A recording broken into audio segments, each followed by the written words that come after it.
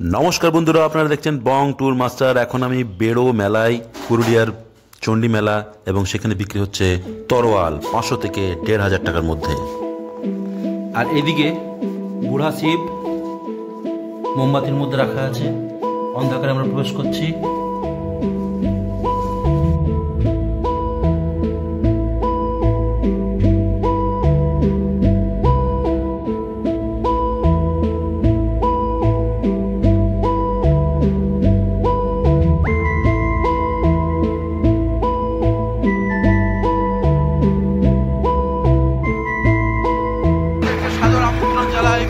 জেলার প্রায় 300 বছরের পুরনো এই মেলা, যা 2 বছর বন্ধ ছিল, তারপরে আবার চালু হলো। আসুন আমরা প্রবেশ করব খেলায় চণ্ডী মেলায়। বেড়ো স্টেশনে নেমে সেখান থেকে মাত্র 1 কিলোমিটার গেলেই চণ্ডী মেলা। পাহাড়ের কোলে মনোরম পরিবেশ, ঠান্ডা শীতল এই পরিবেশ অনুভব করবার জন্য অতি অবশ্যই চলে আসুন। আমরা এখন চললাম খেলায় চণ্ডী মেলার দিকে। আমি আমার পুরনো ছোট্ট বাইক, যেটা স্টেশনের মধ্যে রাখা আছে, সেটা চালিয়ে চললাম মন্দিরের দিকে। আসুন আমরা দেখব, মন্দির প্রাঙ্গণের সামনে যাব এবং গিয়ে উপভোগ করব মেলার সেই স্নিগ্ধ পরিবেশ।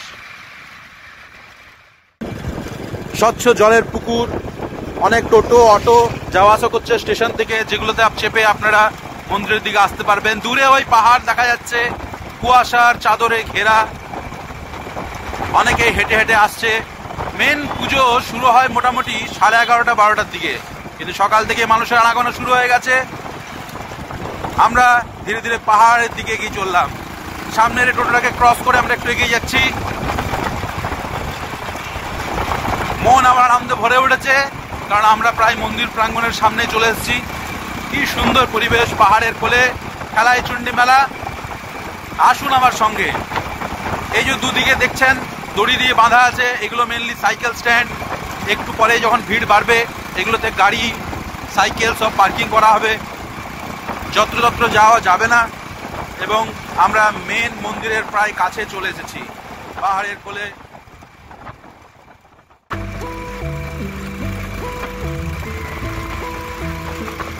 ছোট ছোট দোকান, গ্রামের মেলা, তার এক অন্যরকম সৌন্দর্য আছে। আমি আপনাকে চেষ্টা করব ঘুরে ঘুরে চারিদিক দেখিয়ে দেওয়ার। করজোড়ে প্রবেশ করুন মা চণ্ডীর মন্দিরে। এ অঞ্চল শতাব্দী প্রাচীন। পাহাড়ের ধারে জঙ্গলের মাঝে ছিল প্রায় লুকিয়ে, কিন্তু পার্শ্ববর্তী সকল গ্রাম বহু বছর ধরে জাগ্রত এই দেবীকে পূজিত করে তার এই বিশাল মন্দির তৈরি করেছে। সুতরাং পার্শ্ববর্তী সকল গ্রামবাসীর অক্লান্ত পরিশ্রমে এ মন্দির, এ মেলা আজও সমৃদ্ধ হয়ে আছে। এখন আমরা প্রবেশ করব মন্দিরের একদম ভেতরে, এবং ভেতরে গিয়ে দেখব বিভিন্ন মূর্তি কি সুন্দর দেয়ালের মধ্যে আঁকা হয়ে আছে। আসুন আমার সঙ্গে প্রণাম করে প্রবেশ করি মন্দিরের ভেতরে। আর এখন আমরা দেখতে পাবো বিভিন্ন রূপ মায়ের। মা গঙ্গা, ললিতা দেবী, শ্মশান কালী, গন্ধেশ্বরী, এইভাবে বহু মূর্তি খচিত। আমরা দেখতে পাচ্ছি জগদ্ধাত্রী, শ্যামাকালী, সন্তোষীমা, এইভাবে মোট প্রায় 108টি মূর্তি খচিত হয়েছে দেয়ালের উপরে, যা দেখে আপনাদের খুবই ভালো লাগবে। সুতরাং মন্দির প্রাঙ্গণে প্রবেশ করে অতি অবশ্যই ওপরের এই সুন্দর কারুকার্য দেখবেন। কিন্তু এই রকম মূর্তিগুলি দেখতে দেখতে আমরা চলে এলাম একদম মা চণ্ডীর মন্দির প্রাঙ্গণের সামনে। আসুন আমরা প্রবেশ করি করজোড়ে। জয় মা চণ্ডী। ভক্তজনেরা আসছে এবং দলে দলে পুজো দিয়ে যাচ্ছে। মাইকের আওয়াজ তো পাচ্ছেন অবশ্যই। মেলা কিন্তু ধীরে ধীরে শুরু হচ্ছে, বাইরের মানুষ আসতে চলেছে। আসুন আমরা মন্দির প্রাঙ্গণের একটু ওপরের কারুকার্যটা দেখে নিই। ওপরের চূড়াটা বেশ উঁচু। আমি তো নিচ থেকে দেখে একটু অবাকই হয়ে গেলাম, দেখতে ভালো লাগলো। এবং এরপরে আমরা বাইরের দিকে বেরিয়ে যাব। বাইরের দিকে বেরিয়ে আমরা মূল মেলা প্রাঙ্গণের দিকে চলে যাব, যেখানে বিক্রি হচ্ছে বিভিন্ন খাদ্যদ্রব্য। এই দেখুন, বিক্রি হচ্ছে নিকুতি, জিলেপি, খাজা, গজা, মিষ্টান্ন যত। তার সাথে ওইদিকে পুজোর বিভিন্ন দ্রব্যাদি, মাটির ঘোড়া, বাতাসা, ছিঁড়া লেবু। পুজো দিয়ে যান, পুণ্য হবে তত। ওদিকে দেখুন মা লক্ষ্মী ভাণ্ডার, কত খাবার। এগরোল, চাউমিন, পাস্তা সব কিছু খেতে হবে এখানে এসে। এখানে দেখুন আমার ছাত্ররা পুজোর দোকান দিয়েছে ভালোবেসে। এদিকে যত ব্রেক ড্যান্স, নাগরদোলনা, টোরা টোরা ঘুরিয়ে যাবে মাথা। কিন্তু এই মেলার মুখ্য জিনিস হলো লোহার কড়াই, খুন্তি, হাতা। আসুন একটু দেখে নিই। এই হচ্ছে গ্রামের মেলা, দেখতেই পাচ্ছেন লোহা কাঠ দিয়ে তৈরি নিজের হাতে ঘরের প্রয়োজনীয় সকল সামগ্রী। এর জন্যই এই মেলা হচ্ছে প্রকৃত বিখ্যাত। হাঁড়ি, কড়াই, বেলনা থেকে শুরু করে কাঁস্তে সব রকম লোহার যন্ত্রপাতি এখানে কিন্তু পাবেন। আমিও খুঁজতে লাগলাম আমার বাড়ির জন্য কিছু লোহার জিনিসপত্র। আর কোদাল, কাস্তে, ঝাঁঝরা এইসব দেখার সাথে সাথে আমার চোখে পড়ল পাশের দোকানের দিকে। পাশের দোকানে এক ভাইটি বসে আছে বেশ কিছু তরোয়াল নিয়ে। আসুন দেখে নি। তরোয়ালগুলো কি দাম আছে? 650। এগুলো কি ঘরে রাখা যাবে? ঘরে রাখা যাবে? ইলিগাল নয়? আর আছে? দেখা যাবে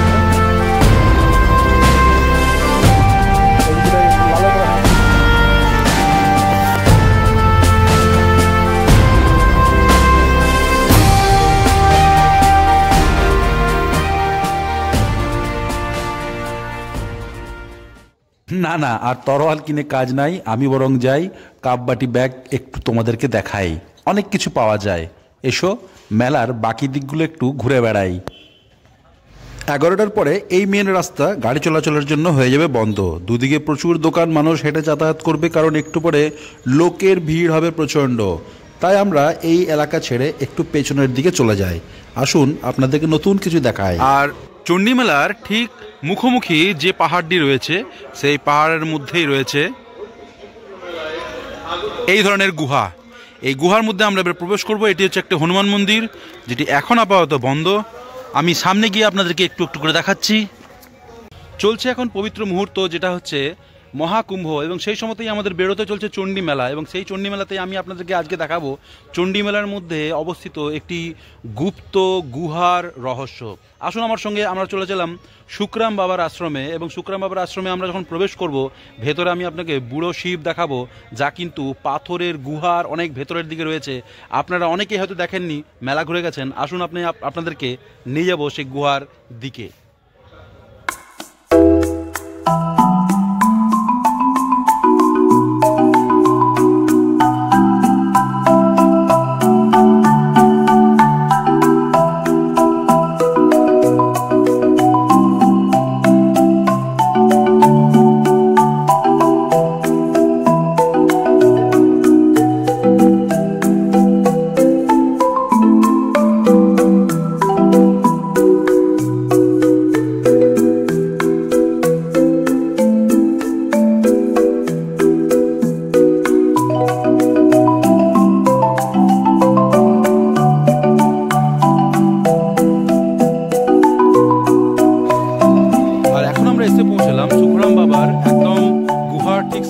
আসুন আমরা প্রবেশ করব শুকরাম বাবার গুহার ভেতরে। এক দারুণ জায়গা, যেখানে দুটো পাহাড় এবং তার মাঝখানে গুহা সৃষ্টি হয়েছে, এবং তার ভেতরে আমরা কিন্তু প্রবেশ করব। আসুন ভেতরের দিকে যাই।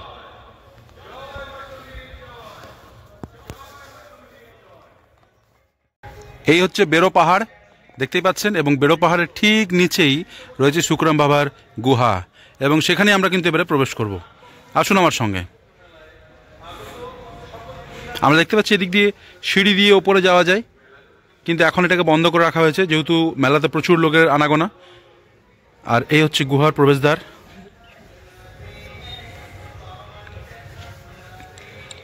প্রবেশ করে আমরা দেখতে পেলাম রাধাকৃষ্ণের একটি ছোট্ট মূর্তি রাখা আছে। ভেতরে লাইটের ব্যবস্থা করা হয়েছে। এখানে বাবা শুকরামের একটি মূর্তি করা আছে। দেখতে পাচ্ছেন এই যে এই পোর্শন, এটা হচ্ছে পাহাড়ের নিচের অংশ। এটা দেখতে পাচ্ছেন, এটা পাহাড়ের নিচের অংশ। দুটো পাহাড়, অর্থাৎ এই দিক দিয়ে একটা পাহাড়, এই দিক দিয়ে একটা পাহাড়, তার মাঝখানে এই পোর্শনটা গুহার মতন হয়ে আছে।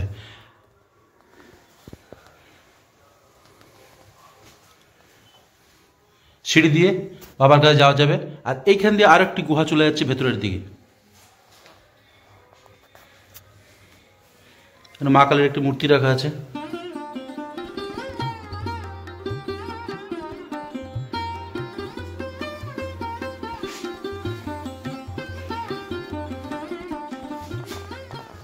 আর এদিকে বুড়া শিব মোমবাতির মধ্যে রাখা আছে। অন্ধকারে আমরা প্রবেশ করছি। হর হর মহাদেব।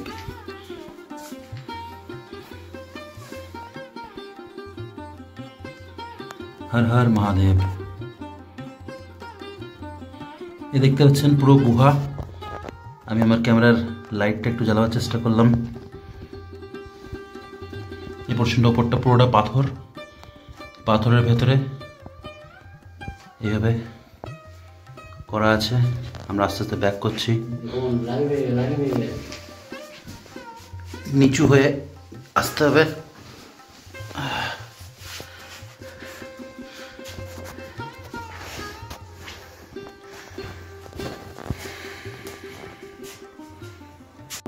আর আপনার নামটা? আমার নাম ঘনশ্যাম বাউরি। আচ্ছা, ইনি এখন এই জায়গাটা পুরো দেখভাল করেন। এই যে দেখছেন পুরো পরিষ্কার পরিচ্ছন্ন হয়ে আছে। ঠাকুরের কাছে মোমবাতি নিবেদন থেকে ফুল নিবেদন থেকে ইনি সব করেন। উনি হচ্ছে সুকুরাম বাবা, উনি তৈরি করেছেন এটা। তো মোটামুটি কত বছর আগে উনি এখানে থাকতেন? হ্যাঁ, উনি কত বছর আগে মোটামুটি এখানে থাকতেন? হ্যাঁ, ও কোথা থেকে যে এসেছিল আমরা বলতে পারবো না। আচ্ছা, উনি এসে তৈরি করেছে। উনি এখানে মানে নিয়েছেন। বলতে পারেন সমাজ বাইরে দেখা নিয়েছে, বাইরে সমাধি আছে। হ্যাঁ, আচ্ছা, বাইরেও আর মানে করা আছে, সমাজ করা আছে। জটা আছে, জটা ছিল প্রচন্ড, জটা ছিল। আচ্ছা, জটার সমাজ করা আছে, ওর দেহটা সমাজ করা আছে। ও উনি চালাই ভেবেছেন। আপনার ধরুন বাঘকে দুধ খাওয়াইছে, সাপকে দুধ খাওয়াইছে। হ্যাঁ, তখন দেখলে পুরো জঙ্গল ছিল। হ্যাঁ, সেই সময়কার কথা, তখন তো পুরো এগুলো জঙ্গল ছিল। তাহলে আমরা এখন আস্তে আস্তে গুহা থেকে বাইরের দিকে বেরিয়ে যাচ্ছি। আপনারা বেড়োর চণ্ডী মেলা এলে অতি অবশ্যই আশ্রম ঘুরে যাবেন। স্নিগ্ধ পরিবেশ পাহাড়ের ঠিক নিচে, এবং বাইরের দিকের পরিবেশটাও আপনাদেরকে দেখিয়ে দিচ্ছি। সুন্দর পরিষ্কার পরিচ্ছন্ন, গাছপালায় ঘেরা। বাইরের দিকে মেলা হচ্ছে, কিন্তু তাও ভেতরের পোর্শনটা কিন্তু খুবই শান্ত স্নিগ্ধ, খুবই ভালো লাগবে। আর এই বাইরের দিকেই ওনার সমাধি করা আছে, যেটাই। আচ্ছা, ওই উপরের পোর্শনটা জটা, আর নিচে দেহ সমাধিস্থ করা আছে।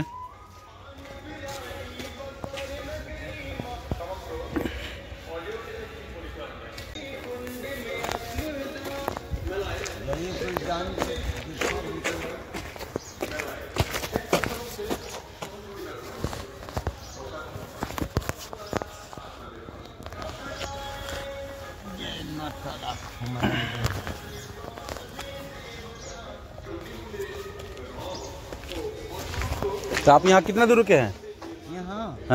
यहाँ तो अभी मेला भर रही है। अच्छा, कहाँ से आए हैं? आए हुए हैं आपको इधर, आपको देवघर तरफ से। अच्छा, जाते हैं ना। हाँ हाँ हाँ, अच्छा ठीक।